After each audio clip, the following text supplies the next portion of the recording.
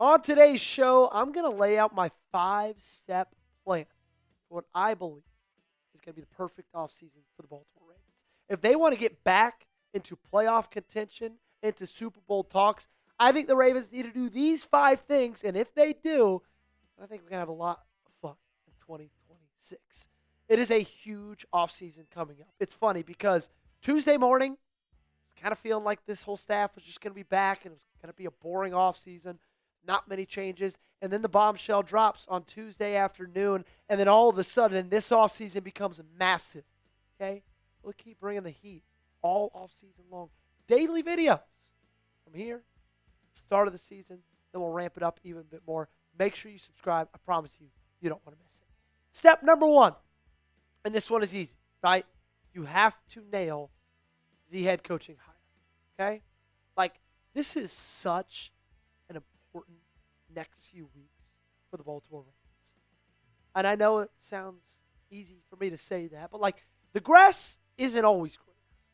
You made a statement when you fired John Harbaugh. You said, hey, look, 3 playoff wins in 7 years is not good enough.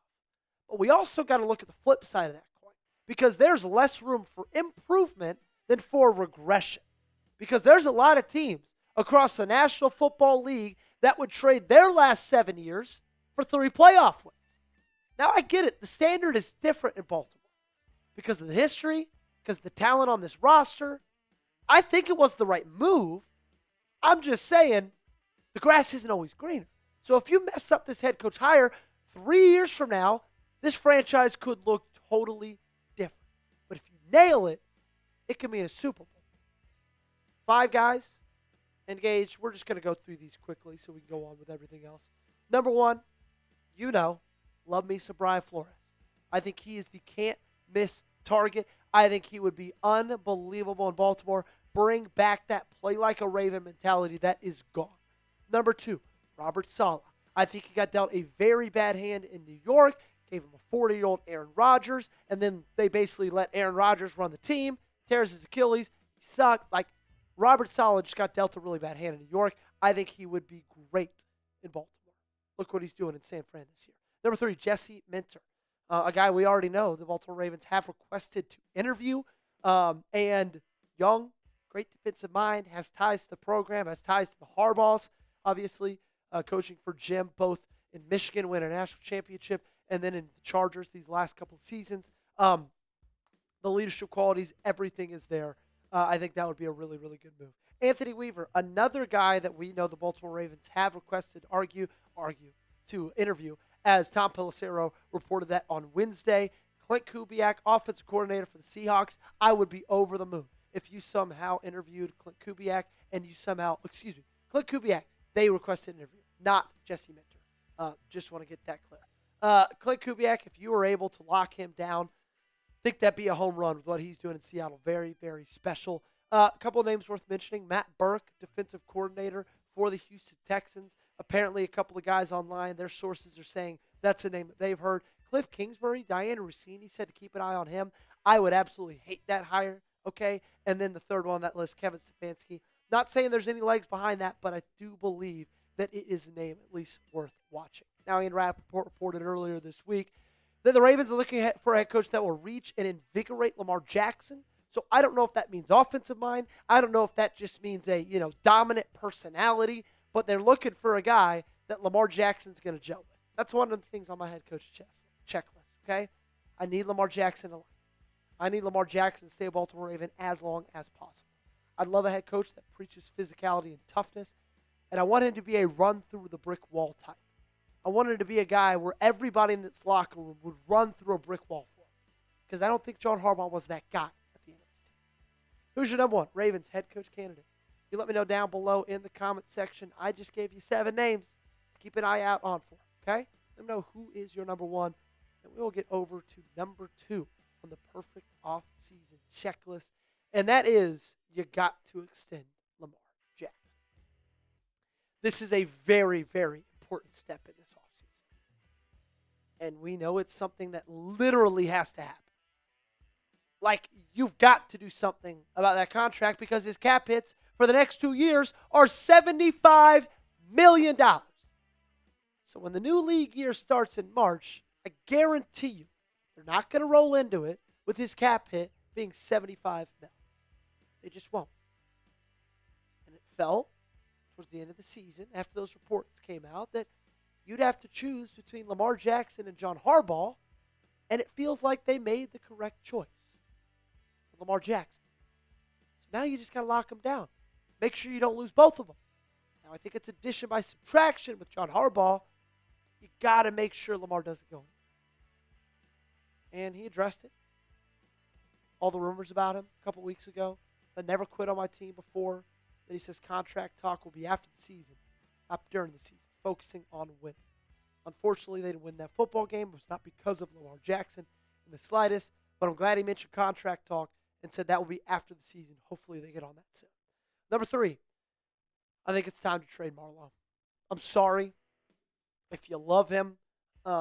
Frankly, I'm a little bit tired of him. I'm tired of his effort. I'm tired of him on social media. Like him going on social media, on Twitter, the day after the loss and saying, "What's up, guys? I'm back on the Bird app. Looks that you guys miss me. So happy to be back." Just zero feel, man. Especially because he was one of the reasons you lost that game. He can't tackle. He can't cover. He can't do anything except cash the massive checks that this team is paying.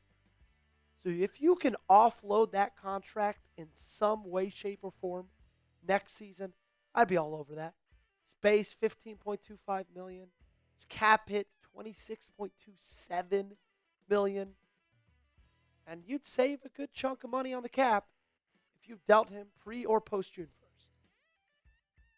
1st. $18.94 million. That's pre-June 1st. Okay? I know there are teams across the National Football League that are looking for cornerback help. There's not a ton of good cornerback free agents on the open market right now. Somebody, I believe, if they believe they're just a cornerback away, would take on that contract. And if you get a good defensive mind in here, like a Flores, maybe like a Minter, not having him, I don't think it matters that much. Should the Ravens trade Marlon Humphrey? Give me a yes or a no down below in the comment section. Weigh in with your answer. Tell me your thoughts. Very, very curious to see where you guys end up on this side of the argument. We got a couple of more things to talk about. Before that, I got to give you guys a little bit of word on our awesome sponsor of today's show, our great friends over at PrizePicks. And whether you are starting a new routine or making player picks for the first time, trying something new can be hard. But in life and on PrizePicks, it always feels good to be right. With high-pressure playoff matchups every weekend and elite hoops action almost every night, the action never stops. And PrizePicks lets you take control. PrizePicks now has early payouts. If your lineup gets off to a hot start, you might have the option to cash out those winnings before the game even finishes. With a new social feeds feature, you can share PrizePicks with your friends in a single click. Copy lineups you like or use them as inspiration for your own picks. You can even follow PrizePicks partners like us and tailor fade our picks with just one click. Tonight's game in the college football playoff, I'm taking the less on Fernando Mendoza on 24.5 rushing yards. Last night, I took the more on Carson Beck, 239.5 passing yards. And then tonight, I'm taking the more on Dante Moore, 216.5 passing yards. Download the PrizePicks app today and use code CLNS to get $50 in lineups after you play your first $5 lineup. That's code CLNS to get $50 in lineups after you play your first $5 lineup. Link to this promo is in the comments and description of today's video. PrizePicks, it's good to be right. All right, let's talk NFL draft. I think you got to go heavy trenches with this thing, okay? I'm excited that they've got a good pick in it. That's going to be fun. 14th overall pick. I love draft season around here. You guys know we here at Chat Sports get super, super into the NFL draft. With a pick at 14, you can really make some noise. You can really get yourself a good player. I hope Eric DeCosta does not trade down from it or trade back from it. I would not be surprised if he does, given how much he covets draft picks. But here are 5 first-round targets that may have a chance to fall down that low. David Bailey, edge rusher out of Texas Tech. Absolutely love that guy. Francis Mauigoa, although he didn't commit to my Tennessee Volunteers coming out of high school, the offensive tackle out of Miami, really, really special. Maybe he'll be able to transfer into offensive guard. Reuben Bain Jr., edge rusher out of Miami as well. Absolute stud. He can have a little versatility to play on the edge and play on the interior. How about Vega Ioane, offensive guard out of Penn State? He's most likely going to be the first interior offensive lineman off the board.